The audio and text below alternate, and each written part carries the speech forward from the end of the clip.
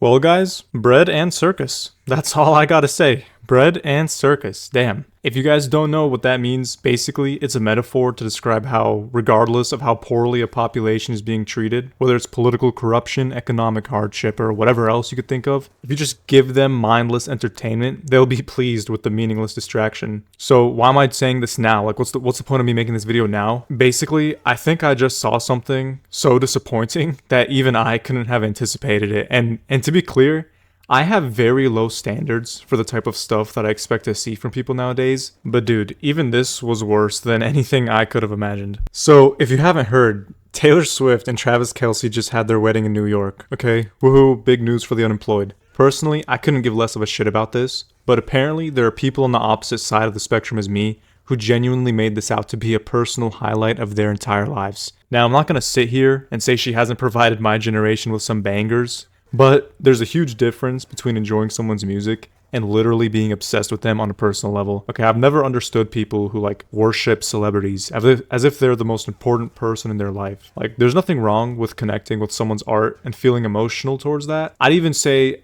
liking certain celebrities can be normal to a degree, depending on how they are. But to act like they're someone close to you, staying updated on everything they do, and getting so caught up in their lives that you forget to live your own, it's just mind-boggling to me. Anyway, the Swifties aren't about that mindset. They're like obsession level crazy over her, and it showed the other day. So, the T-Swizzle reserved a building, or an area for her wedding, I guess, and it was somewhere in New York. Well, her cult following decided that they had to fill up the surrounding area with her most loyal subjects. So to clarify, these people were not invited to her wedding. They weren't allowed inside or anything. They just love her so much that they felt the need to stand outside of the venue all giddy and shit. Now that's already crazy to me, but it's nothing too outlandish, but it gets exponentially worse. Just wait. During the wedding, or before or after, I don't know, the peasants outside are getting interviewed, and the way they were talking was as if they've known her since she was born, for their entire lives. They were saying how happy they were to be there for her, and how it's been a long ride, and they're so happy, and she finally found the one. It sounds delusional, but it gets even worse. After the wedding ends, this cop drives a small van full of leftover pastries from the wedding to the mob.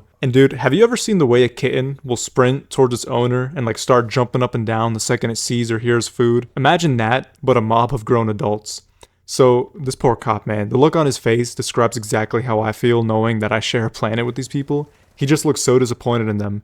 He hands them the box. And now, just to drive it home even better, it was literally bread. Like with some syrup on it, maybe, I don't know. Like, it can't get any closer to the bread and circus metaphor than this. You got people literally screaming and geeking out over getting to have leftover bread from a celebrity's wedding. And it doesn't end there. It's only getting worse. I saw recently that apparently people are buying literal garbage from her wedding. And that's not another metaphor or a hyperbole or anything. Taylor Swift's wedding trash is being sold to people, and they're buying it. Can someone explain to me what has to happen in someone's life for them to spend their money on a billionaire's trash? Like, I hear from so many people about the ultra wealthy being the problem in our country and how greed is destroying us from within, which is stuff I agree with, and I feel like most people agree with it too, at least to a certain degree. But for some reason, when it comes to this person in particular, everyone forgets she's a billionaire. Same as the ones they hate, the only difference is that this one makes music as her product, which I guess means that enough people are obsessed with her to the point that her literal garbage has people willing to pay for it. Now, I've seen something about this a couple times already, but I'm not about to look this up, so if I say something wrong, just correct me in the comments. Basically, there was a guy who, during and after the wedding, he was just going around collecting trash from the surrounding area. He listed the trash he found online, and I kid you not, it sold out within 24 hours. Literally, what the fuck? He sold little cubes of trash about the size of my thumb for $25 a piece. And people bought it. From what I've been hearing and seeing recently, I'm pretty sure most Americans are not having it easy right now in terms of economic stability. Like, most people aren't exactly in situations where they can easily spend money for enjoyment. And despite that, you got people spending an entire day just standing outside of a billionaire's wedding, eating their leftover bread, and then buying her trash. Like, I just can't wrap my head around it, man. Look, if you're someone who obsesses over celebrities and their lives and whatever, just stop, bro. You don't know them personally, and you sure as shit don't know what type of person they really are. A public persona can be deceiving, and you don't want to spend so much time caring about someone who more than likely doesn't really give a damn about you. Anyway, I know that was long, but this video isn't just about the T-Swizzle. It's about bread and circus, and the peasants who accept it. So us. This next thing I want to talk about actually did happen less recently, but it's still crazy to think about. And guess what? We don't even need to move very far, because this one's also from New York. God bless America. Anyway, some of you have probably guessed what I'm talking about. It's the Knicks and the Spurs whole fiasco thing. Now, I'm not going to sit here and pretend to know anything about basketball, because I don't play it, I don't watch it, but I sure as shit know that no type of sport or ball game should warrant whatever the hell is going on in New York City. If you guys don't know, the Knicks haven't won in a while, so when they did, all of their fans just went fucking batshit crazy and started destroying the city. I know it sounds dumb, right? Why would you destroy your city if you're happy that your team won? I mean, I was laughing my ass off thinking, damn, what the hell would they have done if they lost? Like buildings would have fallen down or something. Anyway, if you haven't seen any videos, people were beating the crap out of each other if they caught you wearing a jersey for the other team. Like, it was stuff straight out of a movie, really. I think there was this one guy in a Spurs jersey who was genuinely 1v30ing an entire block. Other people were ripping signs out of the ground and shit and slamming each other with them. And then, like, mobs of people were just flooding the streets and setting vehicles on fire. There's, like, a video of a ton of people just lighting a school bus on fire, standing on top of it and shit. Like, it's actually laughable, but in a pathetic kind of way. Because, like, think about it, guys. There's so many things going on in the world that deserve to have this type of reaction, this energy, this outrage. And what do we spend it on? Oh, I don't like the people who like the other basketball team. Are we serious? Now, I don't know what I can say on here, so try to follow along with my code. You're telling me the Big E, with the island and whatnot, wasn't able to get people riled up like this?